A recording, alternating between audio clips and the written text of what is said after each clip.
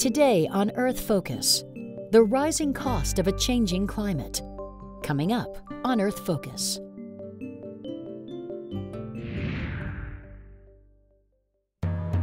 We've never confronted a crisis like this.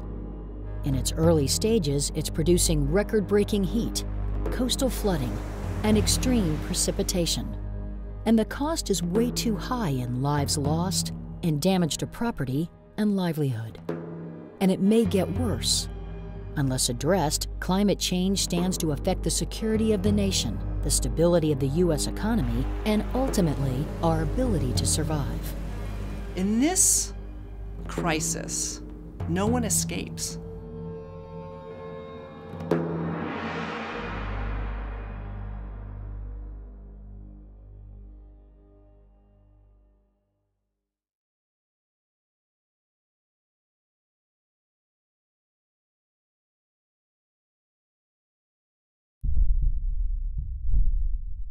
As far as climate change, how does it actually affect the military? There are really three things. One is it affects our bases. So those impacts could be rising seas, it can be droughts, it can be floods. For example, if you have a drought and you dry out the ranges, you cannot use live ammunition anymore because it sets too many fires. The second is the Arctic is opening up, the ice is melting, and that's opening up a whole new theater that the United States Navy and our Coast Guard partners are going to have to work in. And finally, when we have the National Guard responding to natural disasters in the United States, those are less forces that potentially the president could call on to go overseas. And where we already see the kind of threats that we're going to see from national security is just look no further than North Africa. Look at the Arab Spring. One of the contributing causes was a very rapid run-up in the price of wheat. And why did wheat almost double right as the Arab Spring got going? It doubled because there were horrific droughts in Australia. And if everybody remembers the fires of a few years ago and the Russian summer, the big droughts there, worldwide wheat harvest really contracted.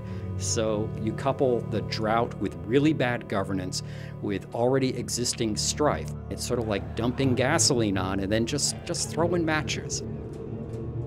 Even though our budgets are very, very constrained in the Department of Defense and the Department of the Navy, the climate doesn't care about our budgets. It doesn't care about our politics. It's just going to change according to the laws of physics. It's not only the military that is increasingly concerned, so are many financial and business experts. Risky Business is a nonpartisan analysis of the economic risk of climate change in the United States. It was led by Michael Bloomberg, Henry Paulson, and Tom Steyer. Among the findings, if we continue on the same path, by the year 2100, the country could see $701 billion of coastal property underwater, $108 billion in average annual losses from hurricanes and coastal storms on the eastern seaboard and Gulf of Mexico, and in some states, a loss of up to 70% in average annual crop yields. Extreme heat and humidity would also threaten human health, reduce labor productivity, and strain electricity grids. Global climate change over time poses severe threats to life on Earth as we know it today. And as time goes on, those severe threats become greater and greater, and ultimately, I think, have the potential of becoming catastrophic. Even if you're skeptical about climate change, there's no denying that it presents major risks that no company, city, or country can afford to ignore. I believe the American business community can and must lead the way in helping to reduce these risks. To rise to the challenges of climate change, they must do so now. This is not a problem for another day. The investments we're making today will determine our economic future. According to the U.S. government's 2014 National Climate Assessment, average temperatures have increased by as much as 1.9 degrees Fahrenheit in the U.S. since 1895, with most of the increase occurring since 1970. Temperatures are projected to rise another 2 to 4 degrees in most areas of the country in the next few decades. People are already feeling the impact. These early effects of climate change, a harbinger of what the future may hold. If you're on the coast, most likely it's sea level rise. If you're in the Midwest, extreme heat wave events Extreme flooding and precipitation in the Midwest. The heaviest rain events are getting 30% heavier. The folks in the Rocky Mountain West, they're not going to recognize the forest even 60 years hence. We're losing most of the pine trees in the southern part of the Rocky Mountain forest in future projections because it's getting too hot and too dry. It's very clear to us that the climate is changing rapidly and changing primarily because of human activities. But science tells us that. Extreme events are one of the most important parts of our changing climate and having very serious ramifications on our society. In particular, we're seeing more large heat events, less cold events, and a significant increase in precipitation happening as larger events.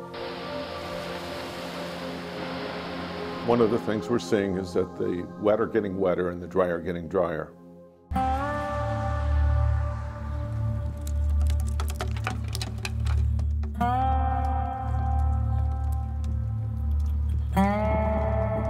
You know, I was born here in Plainview. I was raised in Plainview. I've always been in Plainview, and it seems like it is doing nothing but getting hotter and drier and less rain yearly.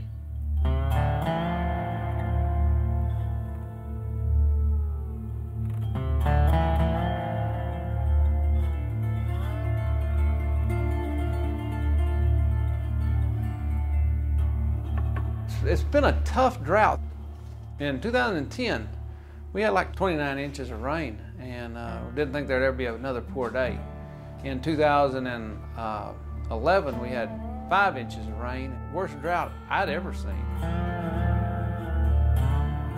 And 2011 was the first time we've ever had to abandon our crop, and we had to pick and choose which crop we were going to save, which crop we were going to abandon. And man, that was like choosing which child we were going to lose or leave behind, and we never had to do that before. We always had enough water to make that choice. This is by far the worst I've ever seen it. It's by far the worst a bunch of people have ever seen it. Well, the other day I was building a fence and just driving slow with the windows down, and the thermometer was reading 120 plus. You'll cook at 120. We wear two hats. We use our farming hat to raise the feed source, and then we use our cowboy or our cattleman's hat to raise the cattle on our pasture land.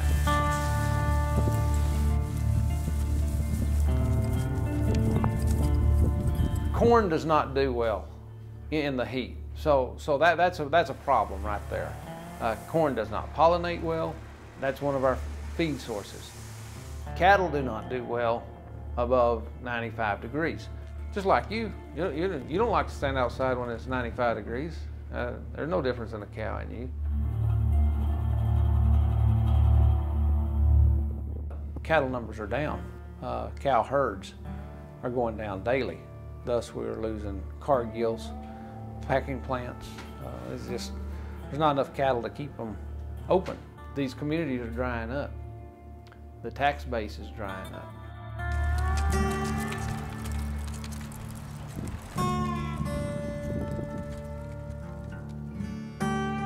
When the Cargill plant closed, we lost 2,200 jobs instantly, so that was 10% of our population.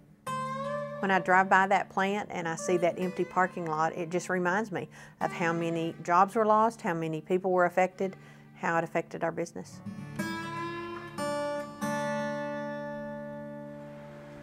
You know, some people say this is the new normal, that this is what we're going to start seeing all the time. If we get rain, it'll be lucky. But we can adapt. There's no question about it. We may not get our first choice, but we can adapt. We're going to need the brightest of the bright to meet the challenges. It's going to be tougher to do this in the next 20 years than it was to get to the moon.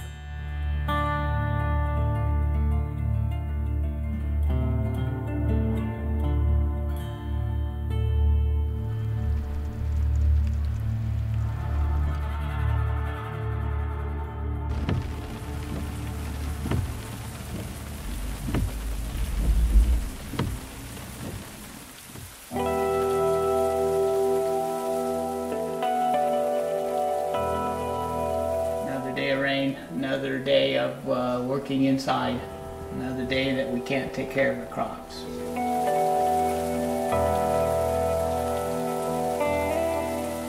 When I'm in the middle of a rainstorm or in the middle of the conditions where it's hard for us to be able to do anything out in the field, it's too muddy, too wet, or something going on, you know, and then you have that next event that you see coming and you wonder how you're going to get all your work done, you know, how you're going to take care of the crop the way it should be taken care of.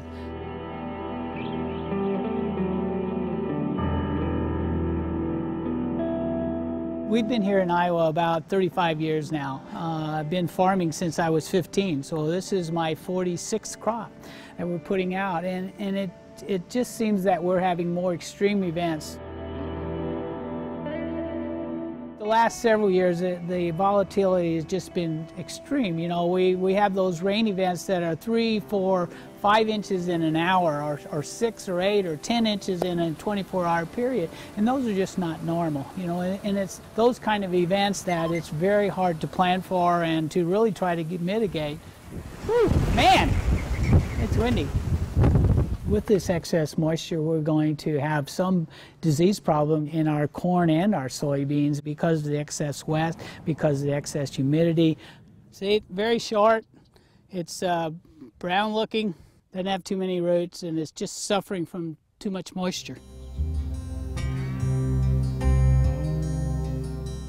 Well, you know, and before the last 3 or 4 years, climate change, I guess my vision of the world of climate change was about a few people trying to make money on the deal, you know, to try to scare enough people into investing in, you know, technology and new things that would use less fuel, that would mitigate some of the effects that they claimed was going to happen, and particularly the heat. But as a farmer, in the last several years, we are actually seeing those changes happen here on the farm. You know, we're having more and more extreme events, you know, whether it's heat or cold or too much rain or not enough rain.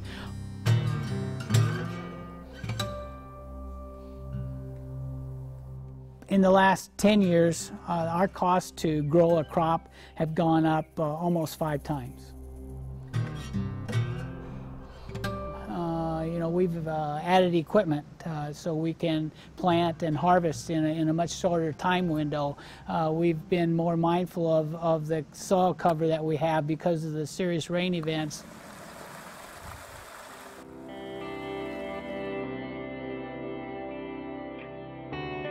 Those blessings that we have to be out in with Mother Nature and to adjust to the changing seasons that we have are really natural for us. What is unnatural is the fast pace that we're having to adjust to.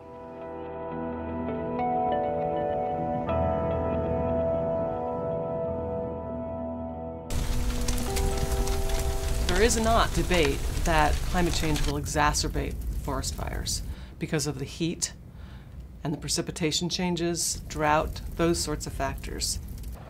Scientists are projecting a 50 to 100% increase in area burned in the next 40 years or so. It was like a nightmare the whole evening.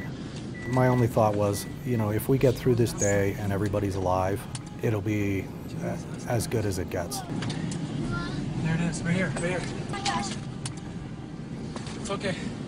We're out, we're out, we're out. It was definitely the worst night of my life.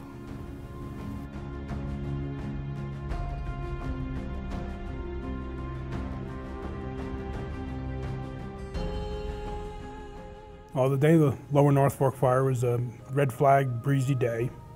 We were dispatched initially to a grass fire. We had sent Assistant Chief Page up onto a ridge to get a good, you know, overview of the fire. When that fire made that turn and went through that gully, it started running up towards where I was. When it took off fast. One couple died at their home, and then one woman also died at her home. It just kept happening and happening all summer long.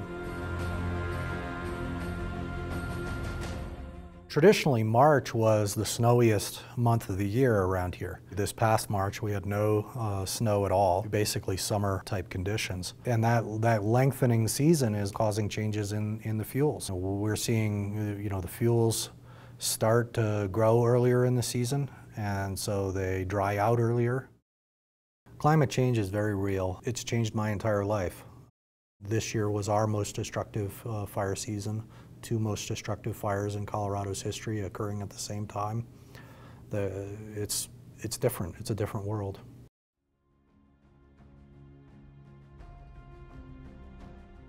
The fire season is now longer. In most cases, we didn't have to worry about fires in the Rocky Mountains or the Northwest until usually, June or July. Now, the fires are getting earlier and earlier. The fire season's getting longer. We're starting to get to be like California, where fire season is year-round. The fast pace of climate change is clearly seen on America's coasts, hard hit by rising sea levels, flooding, and severe storm surges. What we see is the United States, the eastern part of the United States, from the Gulf of Mexico all the way up to New England, is among the highest local sea level rise rates in the world. More people live on the coasts than ever before. And now that we have more people in harm's way, obviously when a storm does strike, the consequences are even more dire. There is a ton of coastline in America. We have something like 94,000 miles of coastline, 60,000 miles of coastal roads. Half of America lives within a coastal watershed county, very close to the coast. So we are a coastal country, if you will. What climate change is going to do, the most important impact to coastal areas is going to come through sea level rise. And that means that coastal flooding gets worse, coastal erosion gets worse. We're going to see coastal areas inundated. And in fact, the important thing is this is not something about the future. It's already happening now. Virginia Beach, Miami, New Orleans, they're already dealing with those types of impacts. $1 trillion worth of structures of property sitting right at the shoreline. So flooding will get more extensive, it will happen more frequently, and that sort of thing is what puts millions of Americans at risk every year. By 2045, we could see as little as 5 inches of extra sea level rise or 11 inches of extra sea level rise. Now, to put that in concrete terms, let's look at the U.S. Naval Academy in Annapolis, Maryland. Now, Annapolis right now experiences about 50 nuisance floods a year. Under the best case scenario, in 30 years hence, it could be as high as over 240 about high tides a year. If we have a highest emissions scenario, it could be as high as 380 tides a year, many of those twice a day. And you think there's only 365 days in the year. Pretty much that's almost, it's inundation at that point. And in this country, we have encouraged people to build on coastal areas, barrier islands, and other high-risk areas that inevitably raise the risk level and the exposure, not only by property values, high-valued properties, but the cost of repair and recovery, both for the homeowners as well as the public infrastructure that supports them. So think roads and bridges, that kind of thing. So the cost of climate change has to be factored in both in public and private insurance and public and private financial support for the structures that support people's homes and where they live. When floods and hurricanes happen, a lot of people assume that insurance will cover everything, and what isn't covered, the federal government will then come in and make them whole. Unfortunately, that's rarely the case. If I live in my own home, the federal government is not responsible for coming in and taking care of me. People need to continue to make sure they've done everything to protect themselves and can't rely wholly on the federal government. We are looking at some communities that are putting in climate action plans that are on the scale of millions of dollars. For example, New York City is thinking about over $350 million to try to make New York City more resilient to sea level rise. We need billions of dollars to shore up our coastlines and make America safe for people to live in the face of this extreme weather. Native Alaskans are on the front line of climate change. Over the last 50 years, Alaska has warmed twice as fast as the national average. Melting permafrost and coastal sea ice, as well as increasing erosion, are visibly changing people's lives. You take Alaska Native communities that are almost solely, in order for transportation, it's either very traditional methods, so either ocean-going canoes or on foot, and snowshoes, and in some cases snowmobiles. And it's difficult to maintain that subsistence lifestyle when the changes are impacting the food resources like marine mammals, or if permafrost is thawing, and so access to traditional homelands for caribou or for moose are impacted by varying seasons. You're starting to see earlier thaws, so the timings of hunts and gatherings are impacted, and so consequently what may have happened this month in years past now has to be bumped up, in some cases a month earlier. And so we're starting to see a change in how we interpret the environment around us.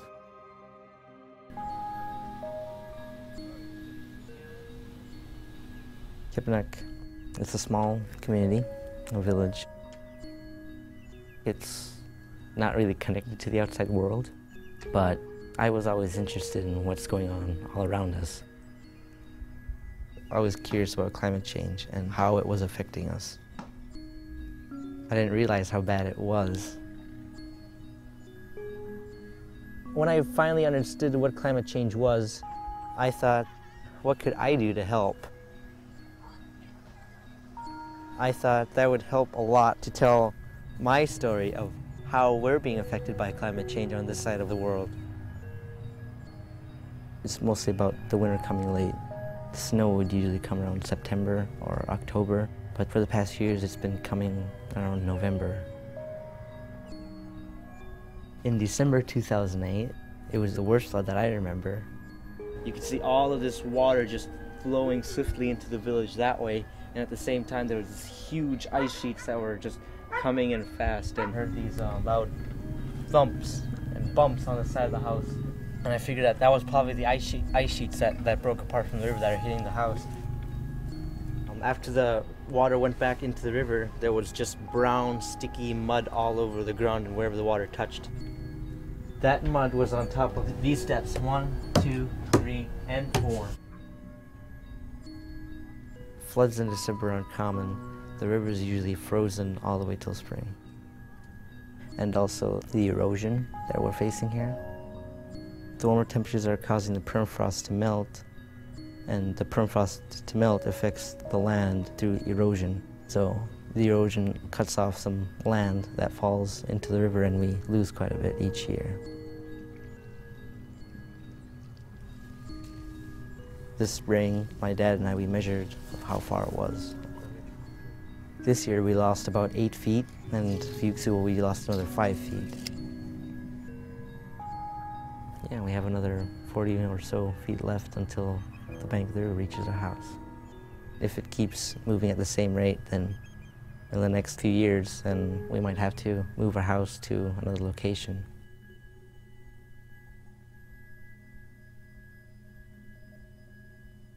It does scare me because we don't know if there'll be an ice pack or not in the future. But if there's not, then it would be much harder to harvest seal for our subsistence way of lifestyle, especially for the seal oil that we heavily depend on and as part of our everyday lives. The warmer temperatures could affect our way of life out here. And if we didn't get to come out here and do any of this with picking berries or any of that, it would be hard on our family, and not only my family, but all of the families in the community as well, because about 90% or so of our diet year-round is from the tundra or the ocean. And it would be hard economically.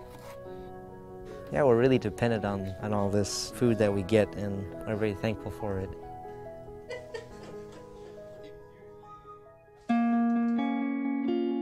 I think more and more the public understands the truth about climate change, and that if we do not deal with this problem, it will be far worse. One thing that we want to also ask is not just what climate change costs, but what fossil fuel dependency costs us. There are many ways to cover the costs associated with extreme weather. Some things we need federal funding for, and yes, that comes from the taxpayers, and there only is so much money to go around, we understand that. But there are creative solutions too. Better land use planning, better building codes so that homes are less susceptible to damage, and better disaster preparedness so that we don't really just continue to rebuild in these areas and then fund the recovery through taxpayer dollars for disaster assistance. Making investments in natural defenses, green infrastructure, and community resilience is a tremendous benefit to the nation, and it's something we should do immediately. To create a climate resilience fund, to be smart about protecting our coastal communities and protecting our pocketbooks as taxpayers. Failing to step up to the challenge of our time and to create more resilience for our communities would be to sit and watch Rome burn. The longer we wait, the more expensive it is because the more severe the consequences, on a scale that we may not ever want to see.